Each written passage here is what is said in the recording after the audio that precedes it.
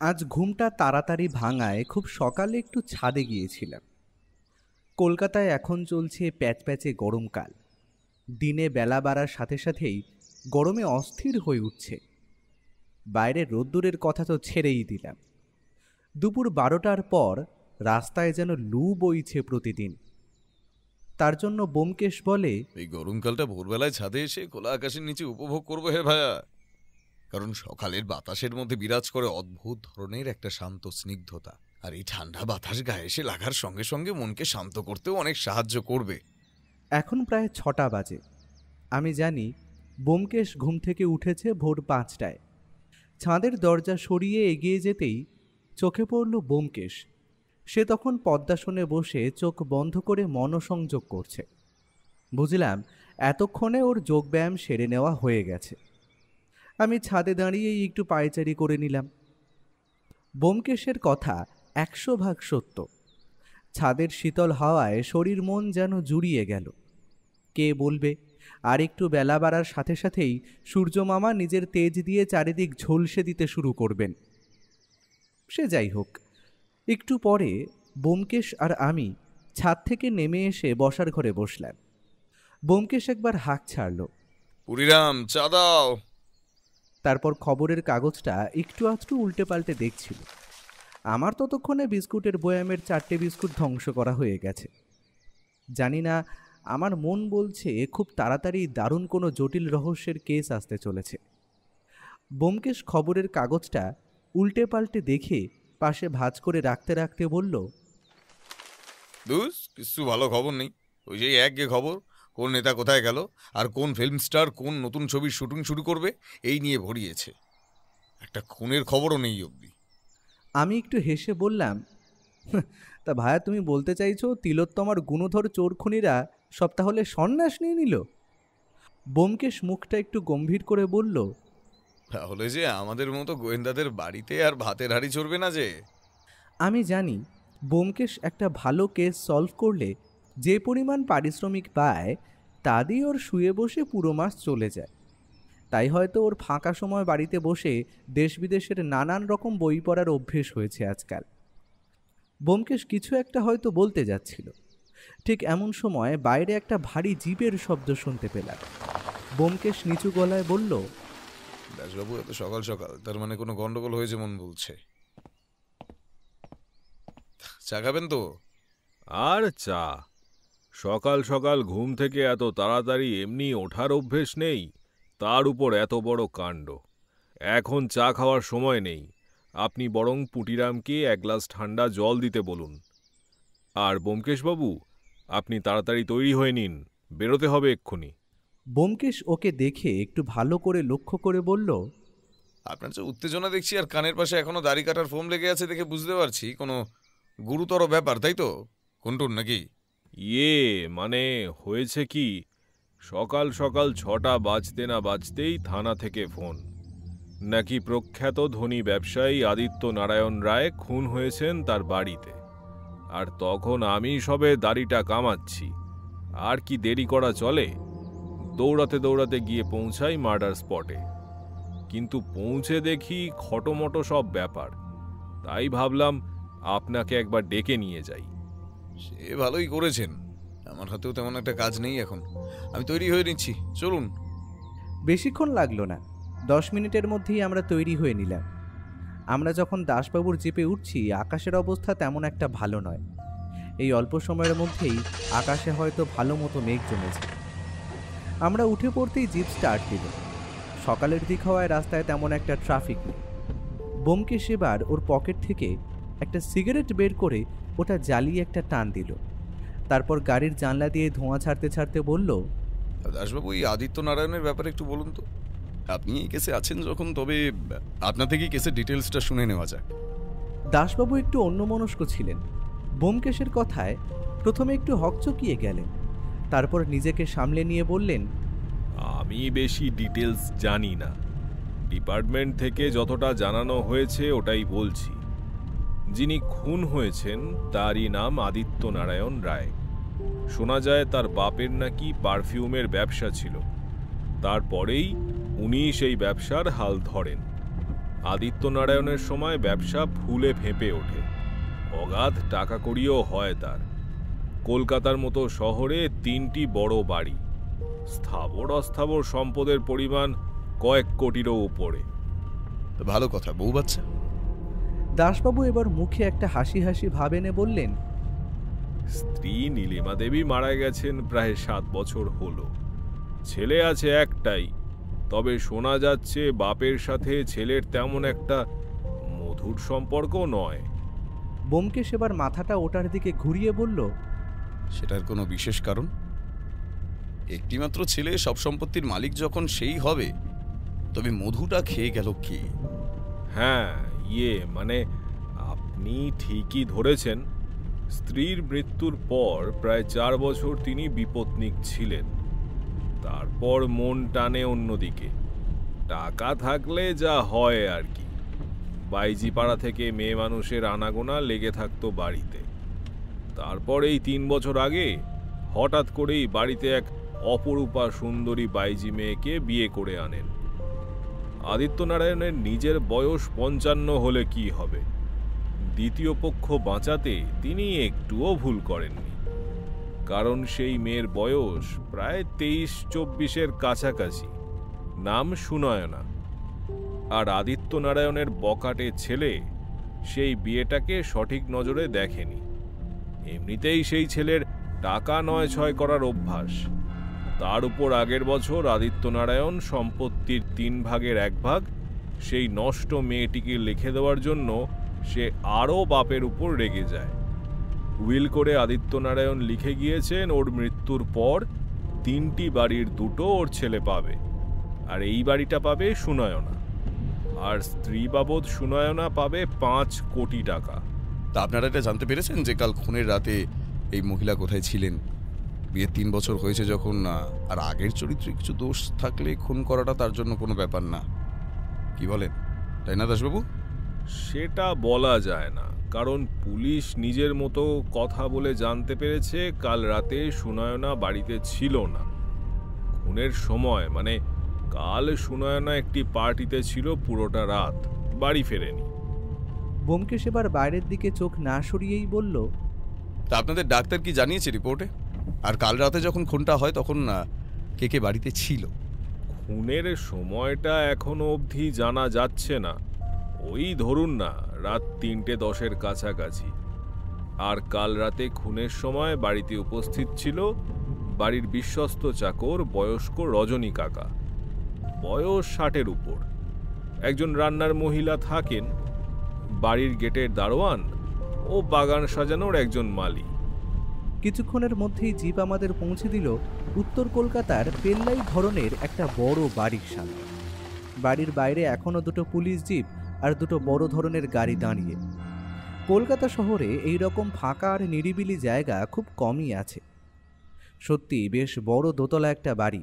তেমন একটা জাঁকজমক নেই বটে, কারণ পুরনো হওয়ার দরুন বাড়ির রং ততদিনে ফিকে হয়ে গেছে। বড় গেটটা খুলে সামনের সাজানো বাগান দিয়ে এগিয়ে যেতে যেতে চোখে পড়ল ওপরের দোতলার বারান্দার দিকের অংশটায়। অসম্ভব সুন্দর রং বেরঙের ফুলের টব শোভা পাচ্ছে সেখানে। আমরা সিঁড়ি দিয়ে ওপরে উঠে গেলাম। বাড়ির বয়স হলে কি হবে, আদিত্যনারায়ণবাবুর এলেম ছিল। দেশ বিদেশের দামি দামি ফুলদানি আর ঘর সাজানোর জিনিস দিয়ে পুরো নিচের বসার ঘর ঠাসা। দেখে বোঝাই যাচ্ছে এগুলো শখের জন্য ঘর সাজাতে ব্যবহার করা হয়েছে। দোতলায় যাওয়ার সময় সিঁড়িতে উঠতে উঠতে ব্যোমকেশ বলল, টাকা থাকলে যে সবকিছুই হাতের মুঠোয় থাকে, এসব আসবাবপত্র দেখে ঠাউর করতে পারছি। চলুন মার্ডার স্পটটা দেখে আসি। আমরা এগিয়ে গেলাম দোতলার বড় ডাইনিং পেরিয়ে পেছনের বেডরুমের দিকে। ঘরটায় এখন বলা যায় মানুষের মেলা, কারণ এদিকে ওদিকে ইতস্তত ছড়িয়ে আছে পুলিশের লোক। সাথে ডাইনিংয়ে সোফায় একজন বছর 30-এর প্রবীণ লোককে বসে থাকতে দেখলাম। দেখেই বোঝা যাচ্ছে অনেকখানি ভেঙে পড়েছেন তিনি। তাও আমাদের দেখে তিনি উঠে দাঁড়িয়ে নমস্কার জানিয়ে বললেন, নমস্কার, আমি প্রভাস নারায়ণ, আদিত্য নারায়ণের পুত্র। তবে আপনারাও কি পুলিশের লোক? দাসবাবু এগিয়ে গিয়ে বললেন, ইনি হলেন সত্যান্বেষী ব্যোমকেশ বক্সী। আর আমাদের মনে হয় তোমার বাবার মৃত্যুর কেসটা এতটা কঠিন, উনি আমাদের সাথে কাজ করলে আরো তাড়াতাড়ি আমরা খুনিকে ধরতে পারবো। তা আপনারা যা ইচ্ছা করতে পারেন, যেটা হওয়ার তো হয়েই গেছে, এখন আর কি বলার। আপনারা নিজেদের মতন কাজ করুন, কোনো অসুবিধা হলে আমাকে জানাবেন। আর এই বাড়ির মাল কিন্তু আছে, বিনা পয়সায় বাড়ি আর বাবার করা 5 কোটি টাকা যখন পাচ্ছেন, আপনাদের কোনো কিছুতেই অসুবিধা এই বাড়িতে হবে না আশা করি। শুধু একটাই চিন্তা, সে যেন কোনোভাবেই বাবার খুনের সাথে জড়িত না থাকে, তবে আমি কাউকে ছেড়ে কথা বলবো না। ব্যোমকেশ এবার দেখলাম সোজাসুজি ওনার দিকে হাত বাড়িয়ে বলল, তা আপনি সুনয়না দেবীকে সন্দেহ করেছেন বোঝা যাচ্ছে, আর কি কোনো কারণ আছে? কি বললেন ব্যোমকেশ বাবু? দেবী? কথাটা বলেই যেন হাসিতে ফেটে পড়লেন তিনি।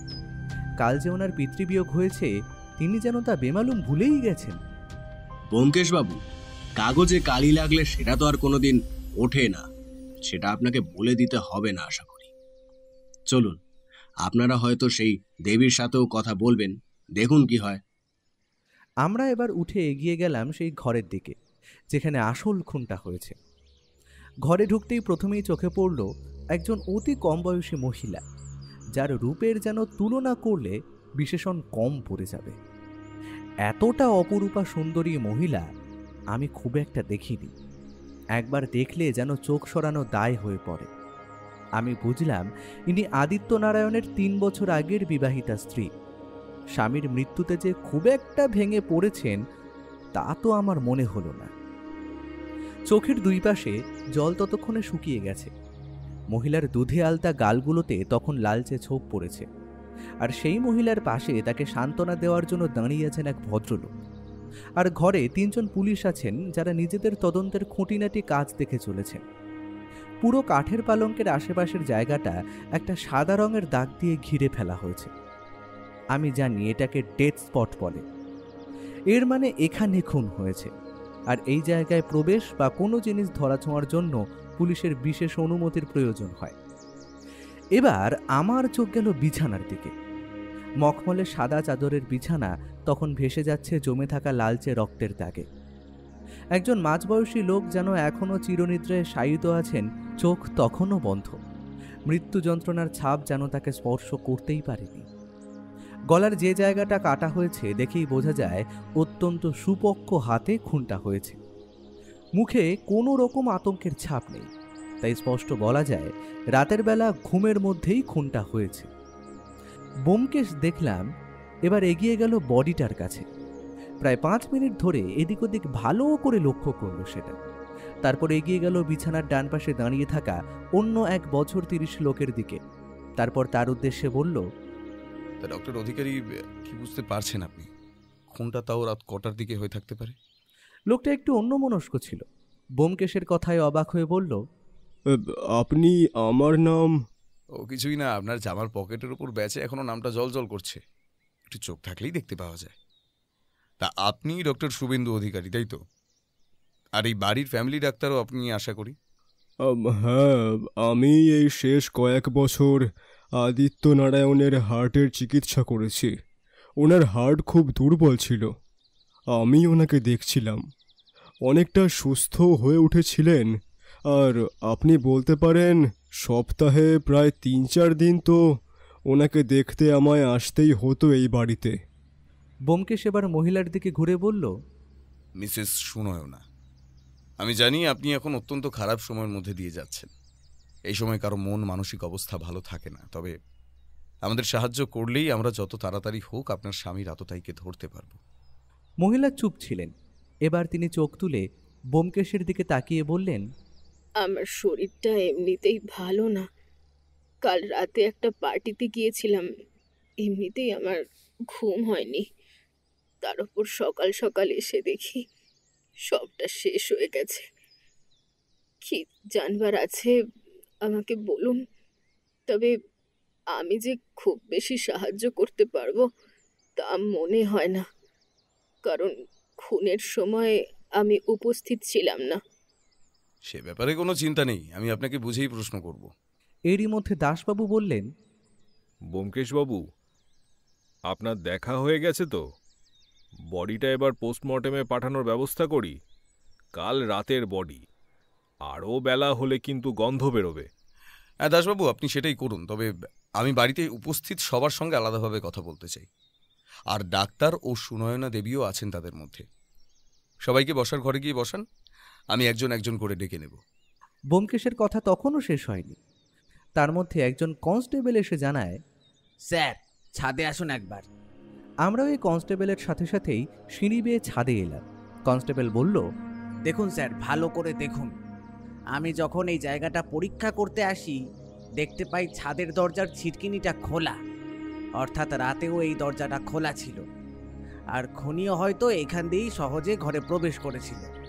ব্যোমকেশ দরজাটা ছেড়ে এবার সোজাসুজি এগিয়ে গেল ছাদটার দিকে।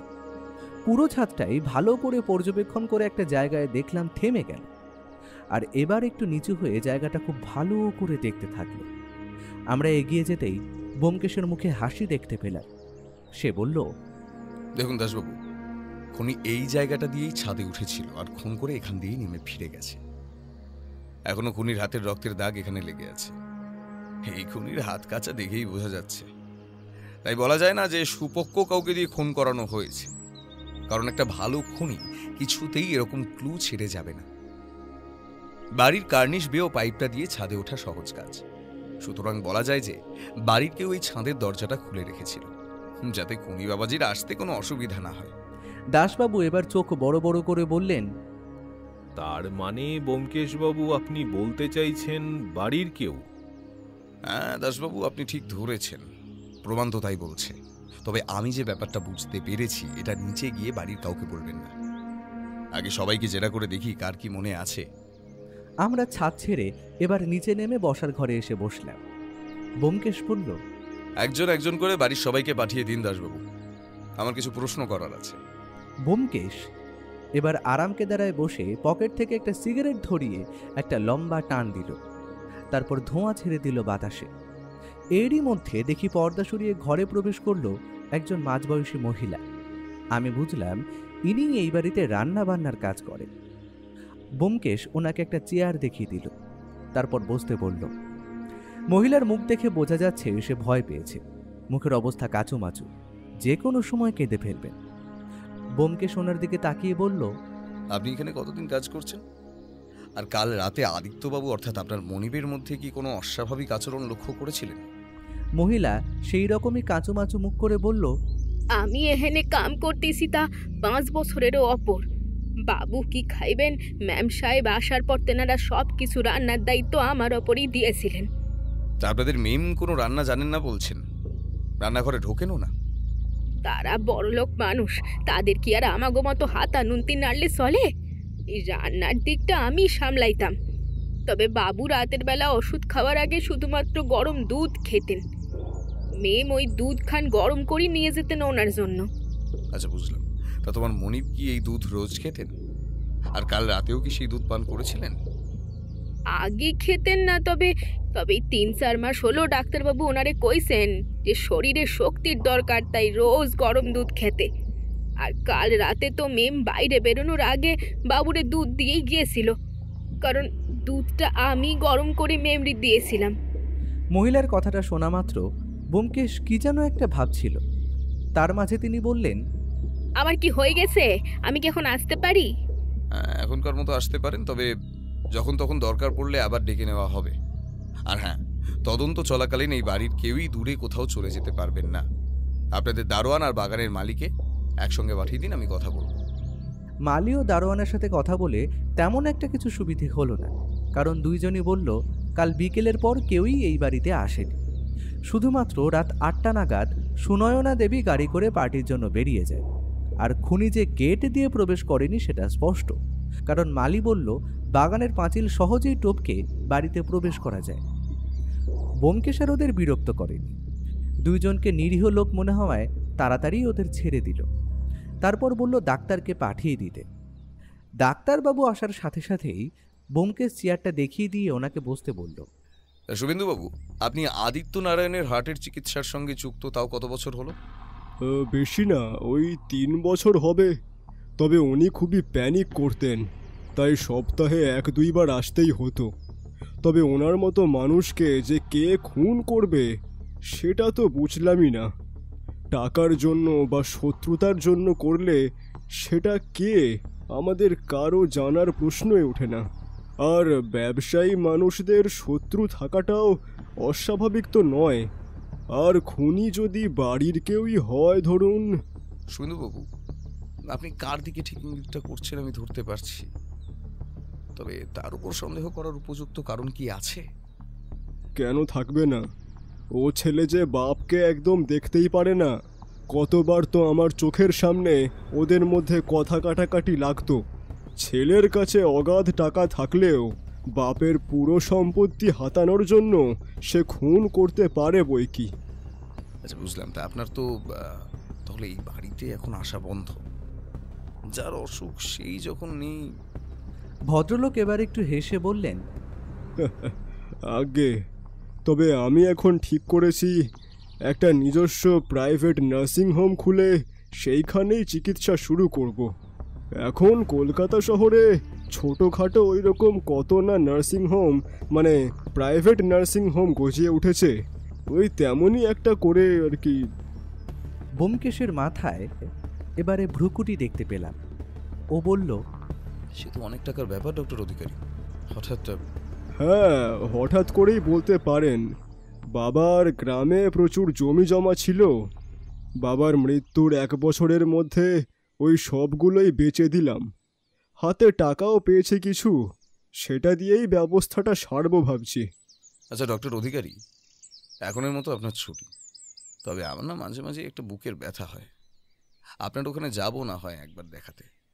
ডক্টর অধিকারী পকেট থেকে একটা ভিজিটিং কার্ড বার করে ব্যোমকেশের হাতে দিয়ে বললেন, any time you can call me, I am here for you.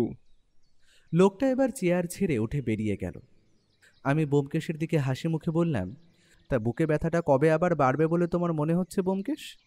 ডক্টরবাবুর চেম্বারে একবার যেতে হবে বলে মনে হচ্ছে আমার। ব্যোমকেশ হেসে বলল, চেম্বারে নয় ভাইয়া, সোজা ডাক্তারের বাড়ি যেতে হবে। দেখলে না, বলে গেল এনি টাইম। সেটা সদ্ব্যবহার করতেই হয়।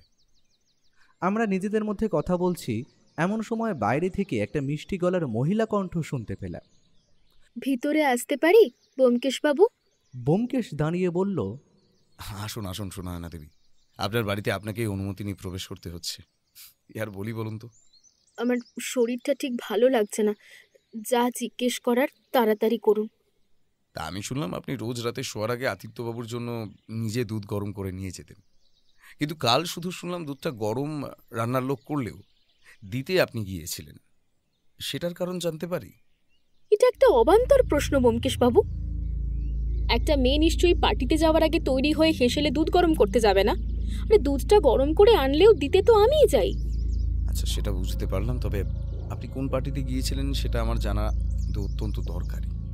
মহিলা একটু মুখটা গম্ভীর করে বলল, মিডনাইট রাইটার্স ক্লাব। আমার রাতে বান্ধবীদের সাথে নাইট ক্লাবে যাওয়ার অভ্যেস আছে, কাল ওখানেই গিয়েছিলাম। তা আদিত্যবাবু এটা সব জানতেন?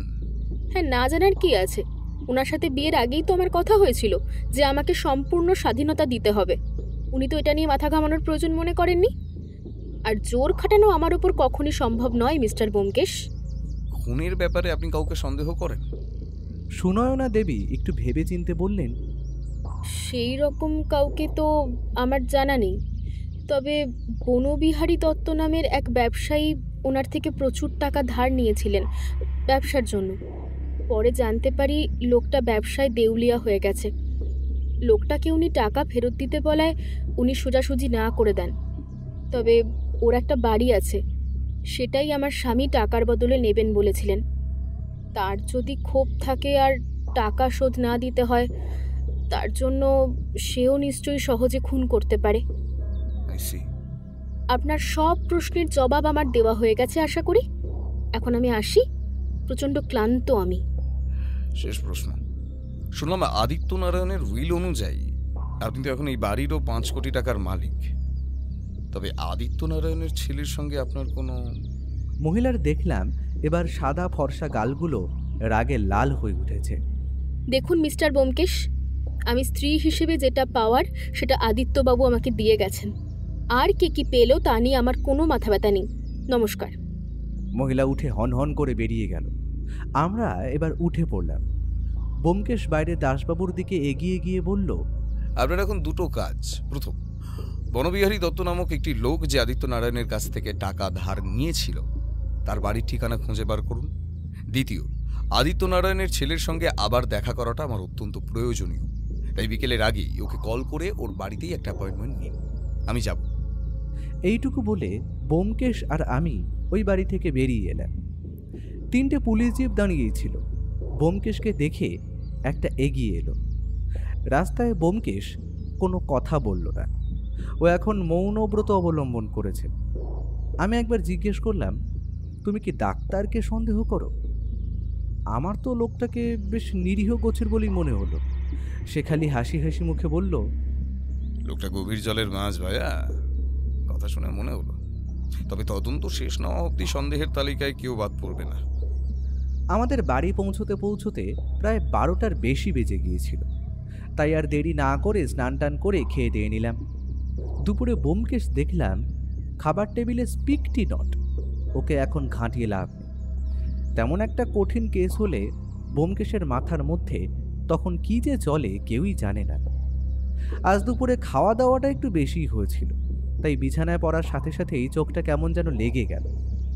ঘুম যখন ভাঙল তখন পুটিরামকে জিজ্ঞেস করে জানতে পারলাম বিকেলের দিকে দাসবাবু নাকি ফোন করে বনবিহারী দত্তের বাড়ির ঠিকানা দেয়, তাই ও তাড়াতাড়ি তৈরি হয়েই বেরিয়ে পড়েছে। আমার মনটা একটু খারাপ হয়ে গেল। ভালো কেস হলে সেটার কোনো ব্যাপারে অনুপস্থিত থাকাটা আমার খুব একটা ভালো লাগে না। ওর ঘরে গিয়ে দেখলাম খাটের উপর ওর কালো ডায়েরিটা পড়ে আছে। আমি জানি এটা ব্যোমকেশের পার্সোনাল ডায়েরি। রহস্যের সমাধান করতে আর কিছু কিছু সংকেত লিখতে এটাও ব্যবহার করে। সেটাই তুলে নিয়ে দেখতে লাগলাম। সেখানে একটা সাদা পাতায় স্পষ্টভাবে লেখা আছে কিছু প্রশ্ন, যেমন 1 নম্বর, আদিত্য নারায়ণের মার্ডারটা কি প্রিপ্ল্যান্ড? 2 নম্বর, রাতের বেলা ছাদের দরজা খুলে রাখল কে? 3 নম্বর, কেন সুনয়না দেবী সেই দিনই দুধ গরম না করে শুধু সেটা দিতে গিয়েছিলেন? 4 নম্বর, ডক্টর অধিকারী লোকটা প্রভাস নারায়ণকে পছন্দ করে না কেন? 5 নম্বর, অ্যালপ্রাজোল্যাম। 6 নম্বর, শার্প কাট। 7 নম্বর, বনবিহারী বাবু খুন করলেও বা করালেও তার সম্ভাবনা কতটা? প্রশ্নগুলো দেখে মনে হলো এখানে অ্যালপ্রাজোলাম বলা হয়েছে কেন? আমি তো জানতাম এটা এক ধরনের ঘুমের ওষুধ। তার মানে কি আদিত্য নারায়ণকে আগে থেকেই ঘুম পাড়ানো হয়েছিল? আর শার্প কাট ওটা আবার কি? ভেবেও কোনো কিছুই কিনারা করতে পারলাম না। তাই ঠিক করলাম ব্যোমকেশকে জিজ্ঞেস করব। আর বনবিহারী লোকটা যে কেমন তাও বুঝতে পারা যাবে। ব্যোমকেশ যখন ফিরিল তখন প্রায় 8টা বেজে গেছে। ও নিজের ঘরে আসতেই আমি ওকে বললাম, তুমি তো ভালোই আছো ব্যোমকেশ। কেসটা এখন জমে উঠেছে আর সঙ্গে সঙ্গে তুমি একা একা কাজ শুরু করে দিয়েছো।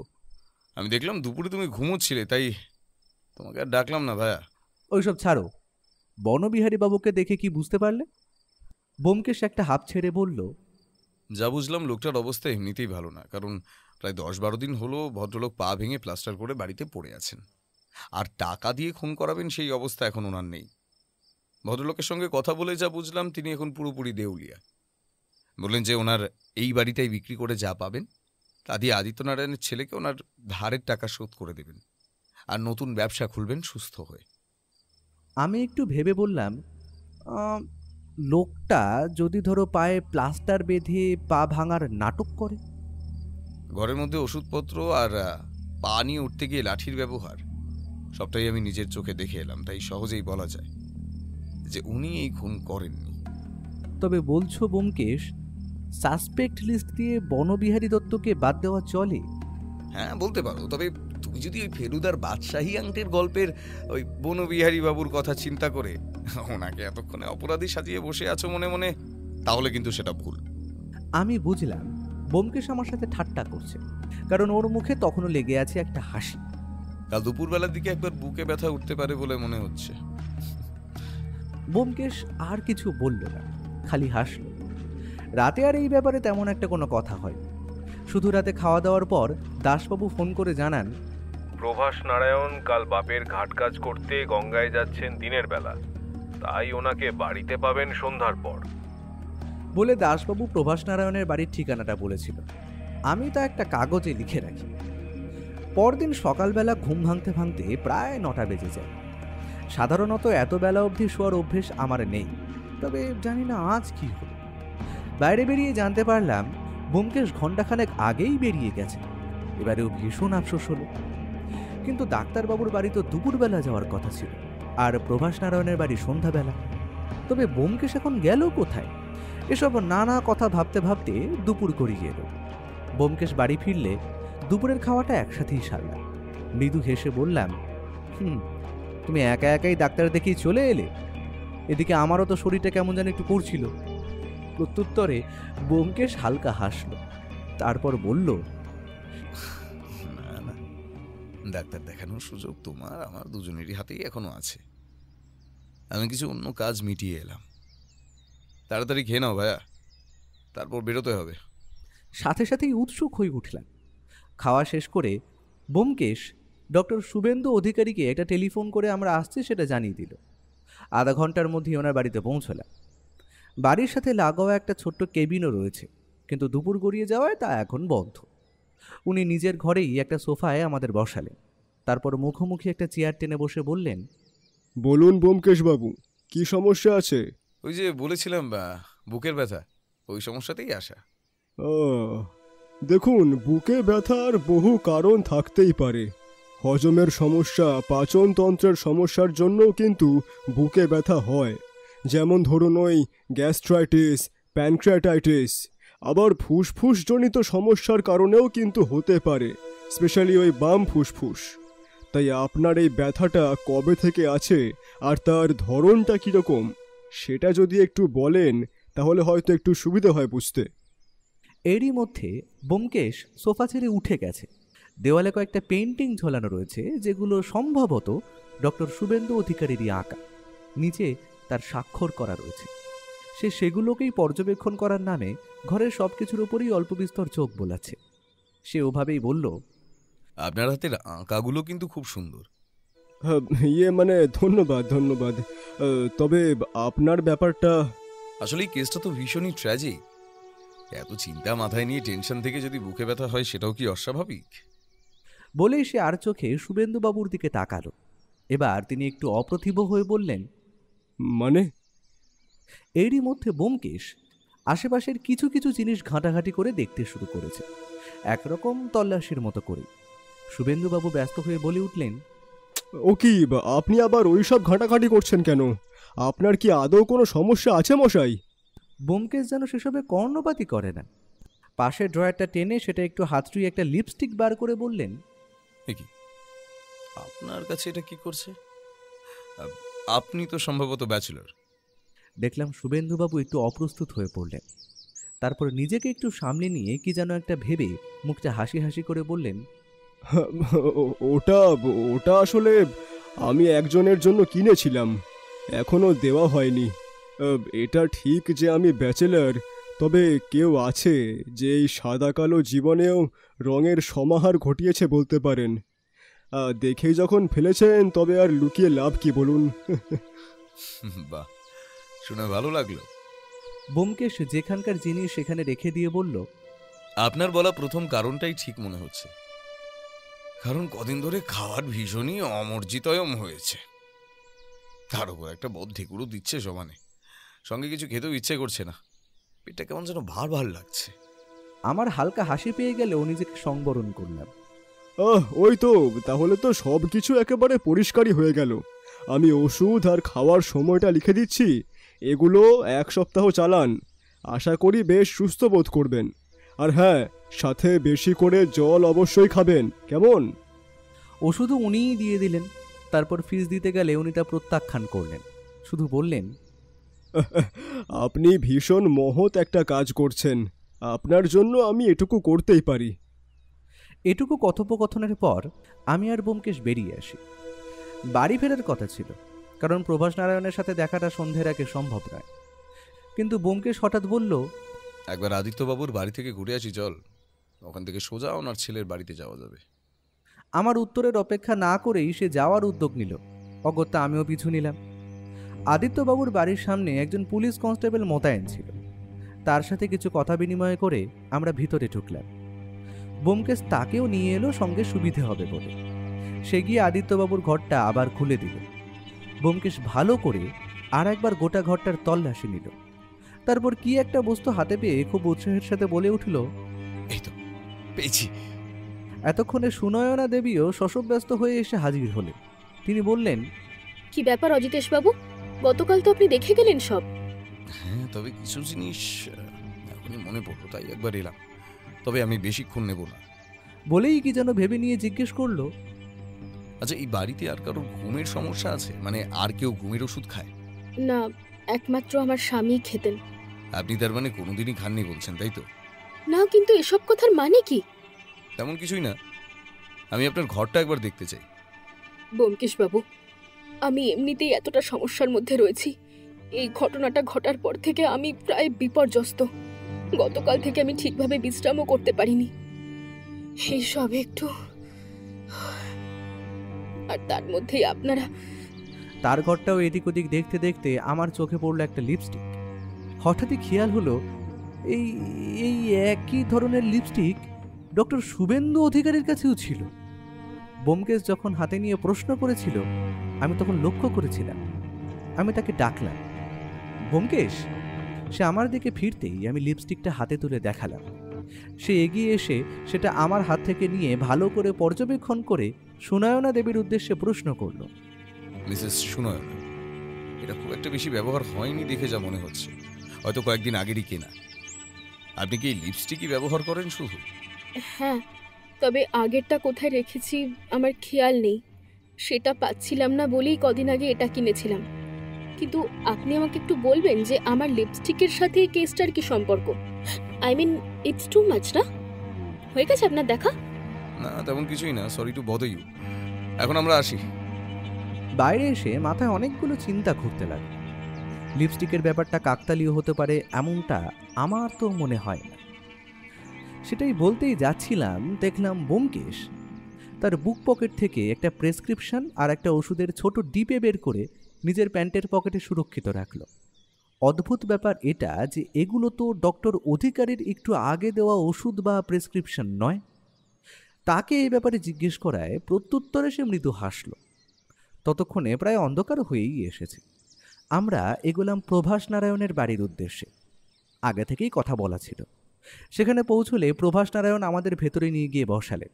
তারপর নিজেই বললেন, ব্যোমকেশ বাবু, আমি জানি আমার বাবার সাথে আমার সম্পর্ক কখনোই ভালো ছিল না, আর আমার মা মারা যাওয়ার পর থেকে সবটা যেন অবনতির চরম সীমায় পৌঁছে যায়, বুঝলেন তো?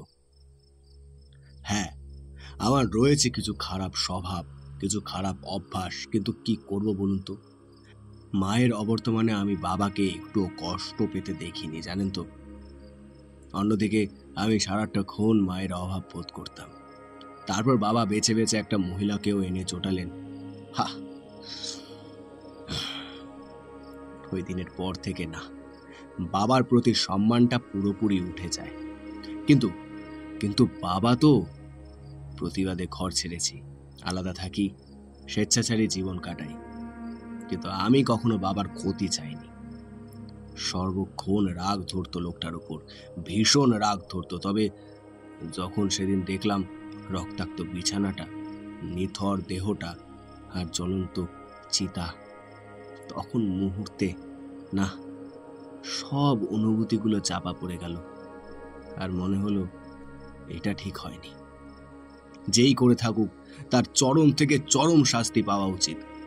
আর আমি মন থেকে আপনাকে ধন্যবাদ দিতে চাই যে আপনি নিজের এতটা সময় দিচ্ছেন এই কেসটার পিছনে।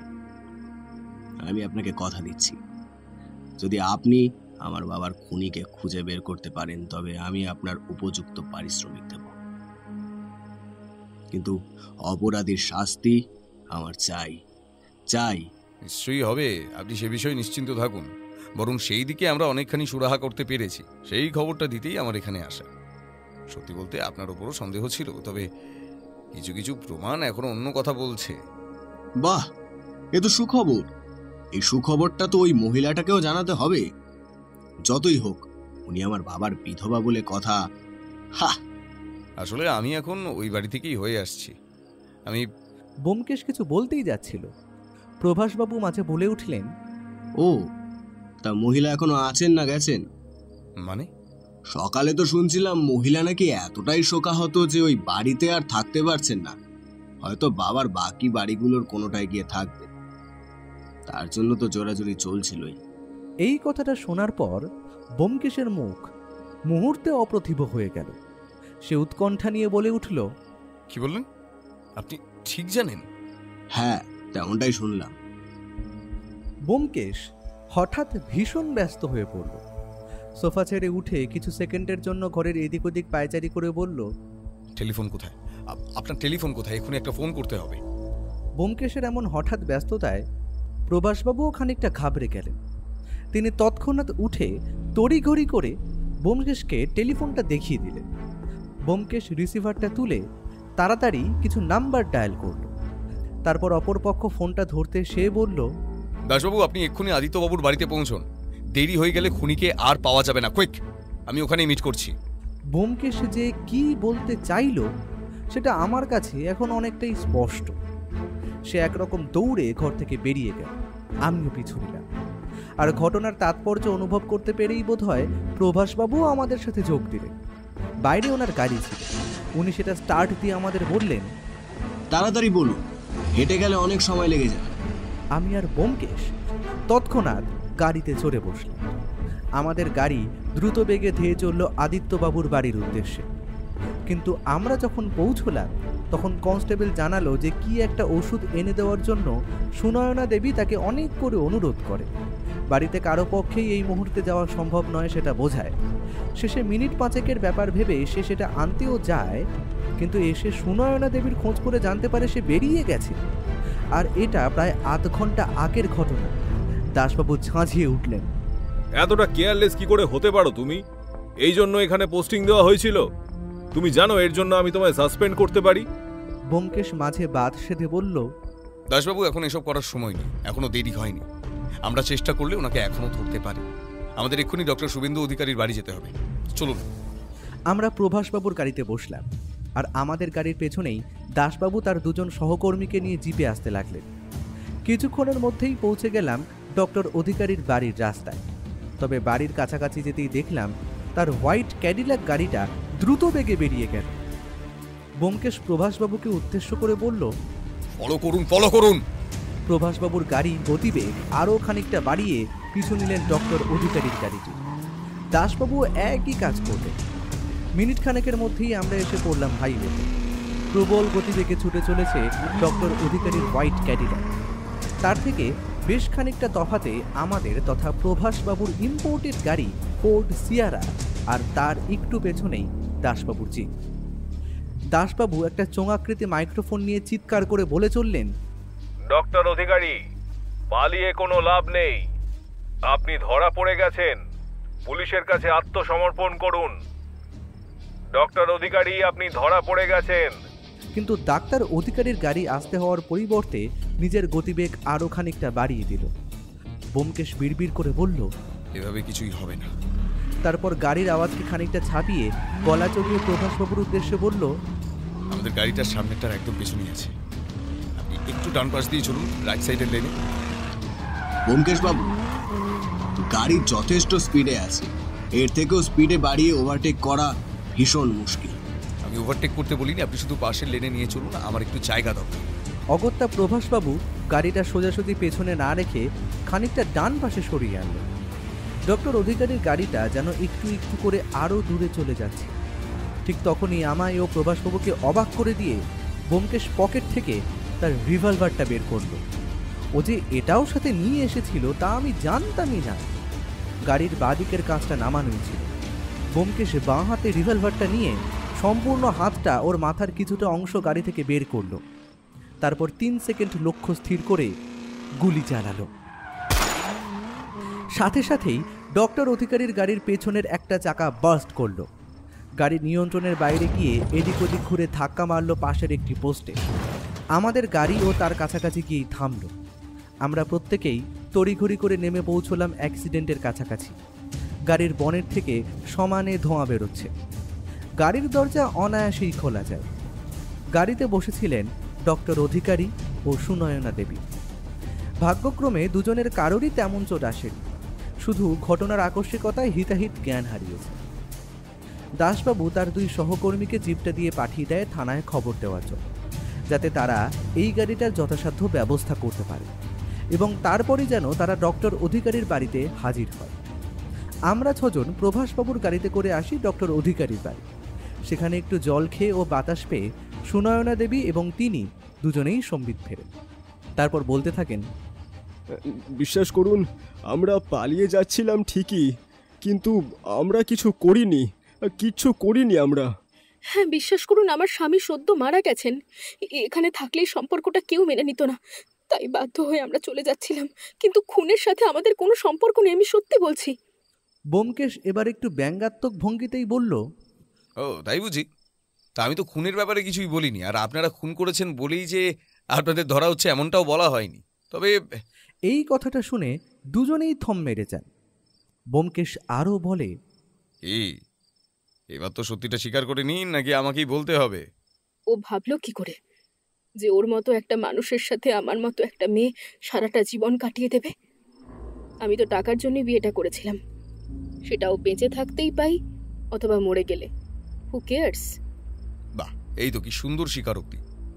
দাসবাবু, পুলিশ আর কতক্ষণে আসছে? আদিত্য নারায়ণ রায়কে খুনের ষড়যন্ত্র, খুন করার অপরাধে এনাদের গ্রেফতার করতে হবে। খানিকক্ষণের মধ্যেই এসে পড়বে, কিন্তু নিশ্চিত হলেন কি করে সেটা তো বলুন। ব্যোমকেশ তার পকেট থেকে একটা সিগারেট বের করে সেটা ধরিয়ে একটা লম্বা টান দিয়ে বলতে শুরু করলো, আজ দুপুরে যখন ডক্টর অধিকারীর কাছে আমি একটা অর্ধব্যবহৃত লিপস্টিক পাই, তখন সেটি কার প্রশ্ন করলে উনি বলেন এটা নাকি উনি ওনার প্রেমিকার জন্য কিনেছেন, এখনো দিয়ে উঠতে পারেননি। কিন্তু লিপস্টিক তো অনেকটাই শেষ হয়ে গিয়েছিল, সেটা উনি ব্যবহার করেছেন এটা তো আমি মানতে পারি না। তারপর সুনয়না দেবীর ঘরেও আমি ওই একই লিপস্টিক দেখি। উনি বলেন যে উনি এই ধরনের লিপস্টিকই ব্যবহার করেন। আগেরটা কোথায় রেখেছেন ওনার মনে নেই, একরকম হারিয়েই ফেলেছেন বলা চলে। তাই কদিন আগেই আর একটা নতুন কিনেছেন। বাকিটা বুঝতে আমার আর কোনো অসুবিধা হয়নি। এটা আমারও মনে হয়েছিল ভায়া, কিন্তু তুমি খুনটার ব্যাপারে নিশ্চিত হলে কি করে? আমি যখন সকালে দাসবাবুর সঙ্গে পোস্টমর্টমের রিপোর্ট দেখতে যাই, তখন জানতে পারি যে আদিত্যবাবুর মৃত্যু হয় গলার মধ্যে অবস্থিত ক্যারোটিড আর্টারি নামক রক্তনালীটা কাটা যাওয়ার কারণে। সেক্ষেত্রে অত্যধিক পরিমাণে ফিনকি দিয়ে রক্ত বেরোয় এবং অতিরিক্ত রক্তক্ষরণের কারণেই ব্যক্তি খুব শীঘ্রই মারা যান। এই জন্যই আদিত্যবাবুর গলা কাটটা ছিল একটা শার্প কাট। কোনো সাধারণ খুনি হলে সেই গলায় একটা বড়সড় কাট বসাতো, কিন্তু বেছে বেছে একটা নির্দিষ্ট রক্তনালী কাটা খুব পারদর্শী হাতের পক্ষেই সম্ভব, যেমন কোনো ডাক্তারের হাত। আর খুনি যে পেশাদার ছিল না তা বোঝাই যায় ওই ছাদের পাইপ বেয়ে নামার সময় লেগে থাকা রক্তমাখা হাতের ছাপগুলো দেখে। একটা পেশাদার খুনি কখনো এত বোকা কাজ করে না।